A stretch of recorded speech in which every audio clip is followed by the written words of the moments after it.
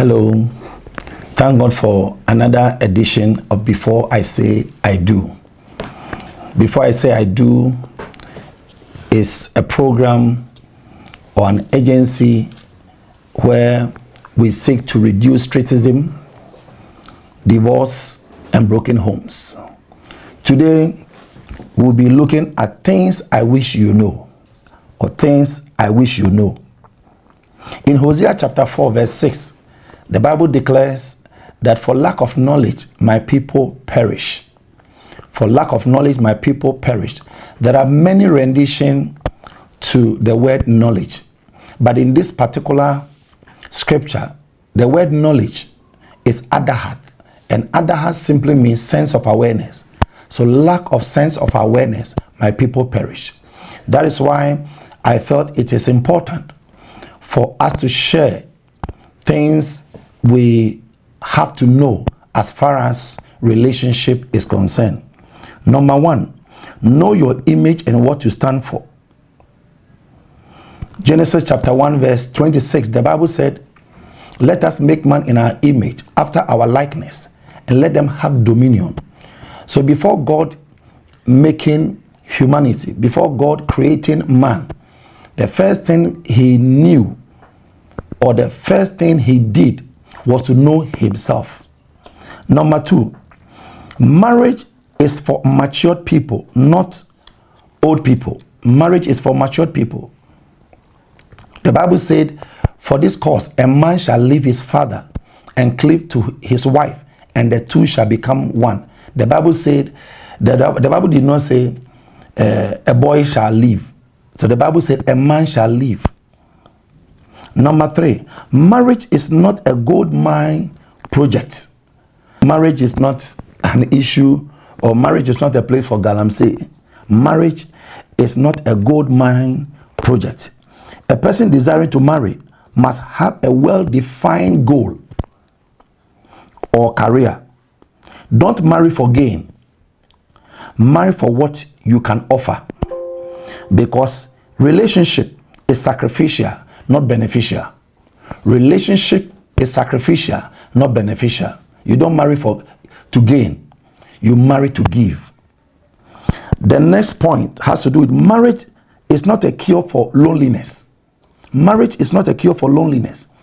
You can stay with a person together in the same house, and yet you will feel lonely. So marriage is not a cure for loneliness. Note this. In Genesis chapter 11 verse 6, the Bible said that they were together, and yet they had different language.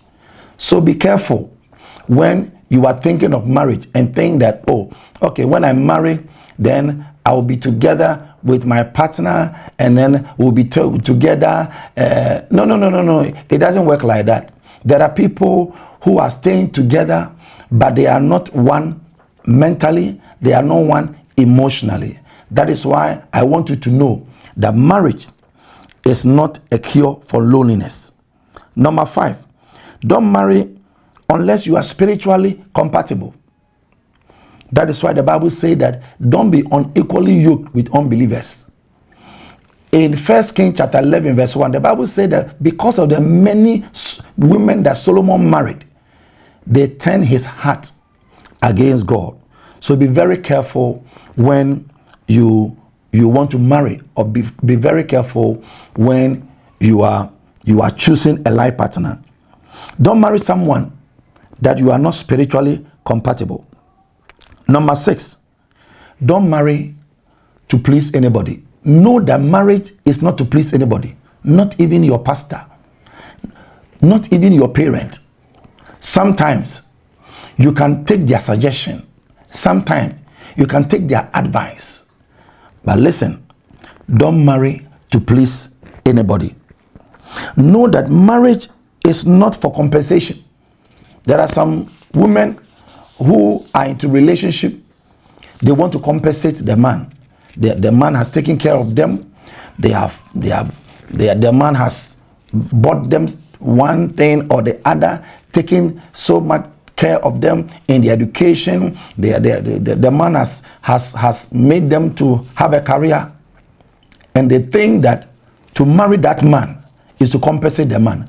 Don't marry for compensation, or don't marry to compensate a man.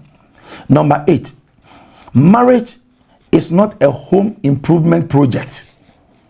Know that marriage is not a home improvement project. Don't marry thinking that the person will change. Don't marry that, oh, okay, if I marry this person, then I can change him. If I marry this person, then I can change her. No. Marriage is not a home improvement project. In fact, it is only God that can change a person. Yes, you can influence your partner. You can influence someone, but it's only God who is able to change a person. Number 9, it pays to wait for the right person. Know that rushing into marriage is not a guarantee that you are winning. It's not a guarantee that you are being successful. You have to be very, very careful. Know that maintaining your Christian values before marriage and during marriage is important. As you prepare to get married, as you prepare as a single person, maintain your Christian value. Maintain your Christian value. In Daniel chapter 1, verse 8, the Bible said, and Daniel had an excellent spirit of knowledge, an excellent spirit of wisdom, an excellent spirit.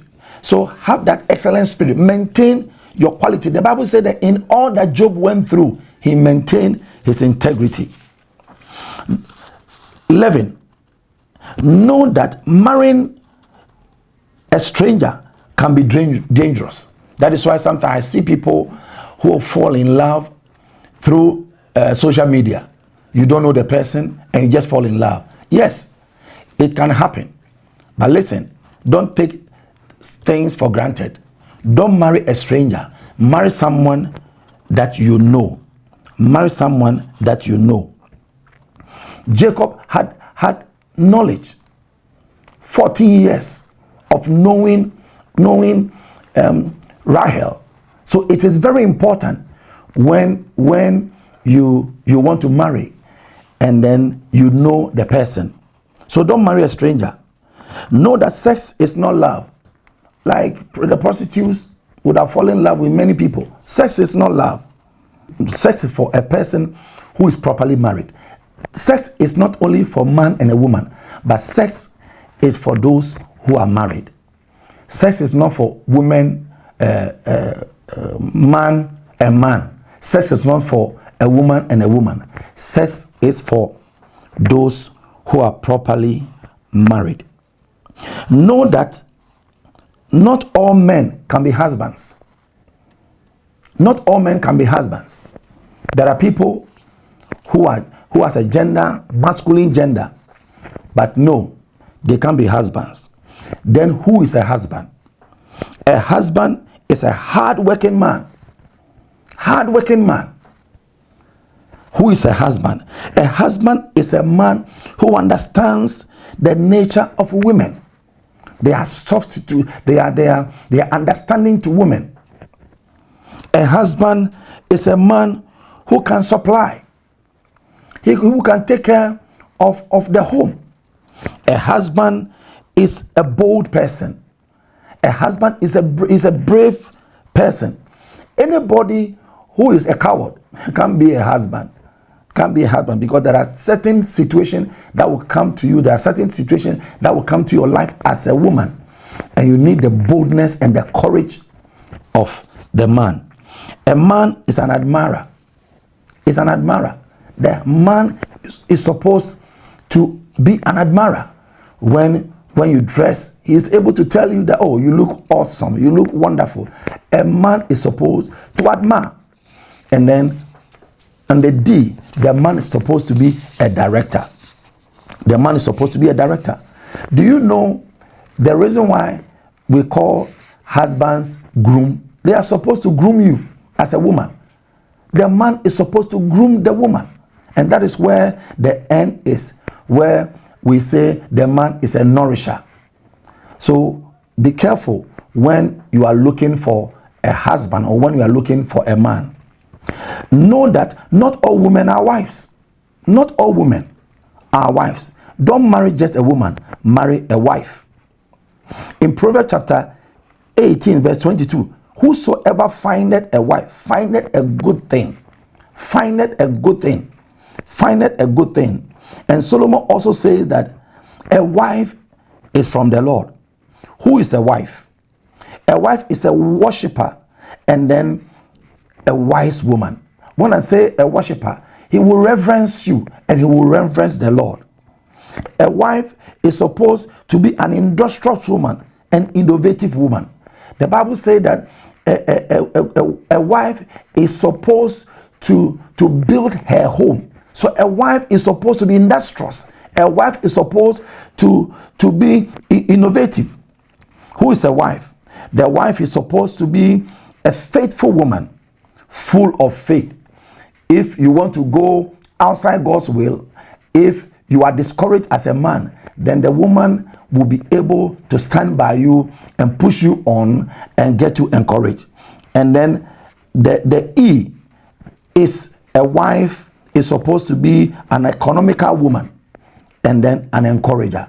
That is who a wife is, and that is who a husband is. So note 15, know that you must have limitation and boundaries on your life. Know that limitations and boundaries on your life is very important. Know what you want. Know what your weaknesses are.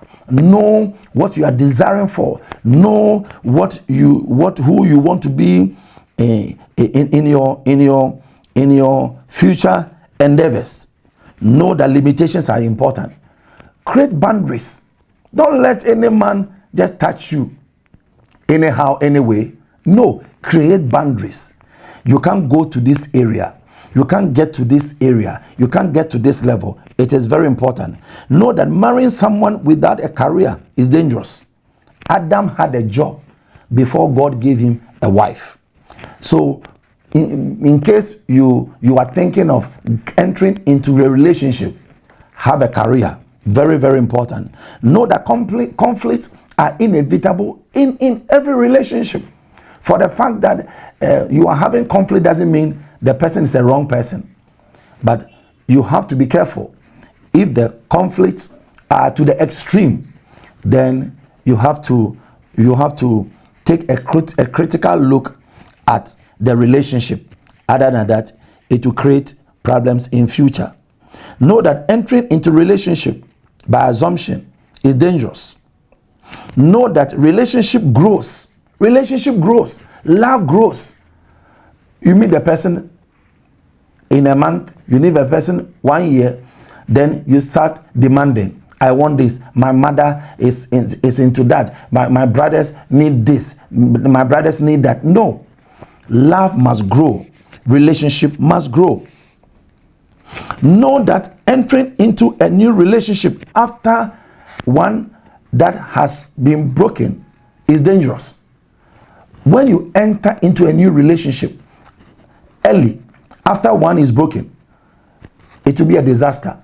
Because sometimes when you break from a relationship, the emotional wounds has not yet been healed. And then you enter into another one thinking that the person is a superhuman, thinking that the person is perfect, and then you find out that no, you have made a wrong choice. It is very important. Know that marriage is a covenant and not a contract. Marriage is a covenant and not a contract. That okay, you can enter, and then when I don't feel happy, then I break away. No. Know that marriage or wedding or engagement is not a guarantee for a successful marriage. You can have a glamorous wedding, powerful engagement, but it's not a guarantee. Know that spirituality is not a guarantee for a successful relationship. There are people who are very spiritual, but they can be bad husbands. They can be bad wives. So know that all men are not perfect. Every human being has certain weaknesses in their lives. So don't think that because of this person's activities or actions, then it means that I'll have a perfect home. There is nothing like a perfect home. There is nothing like a perfect home. There are certain things that may happen, but if you are matured, then you'll be able to handle your relationship as God wants it. God bless you until I come your way next time.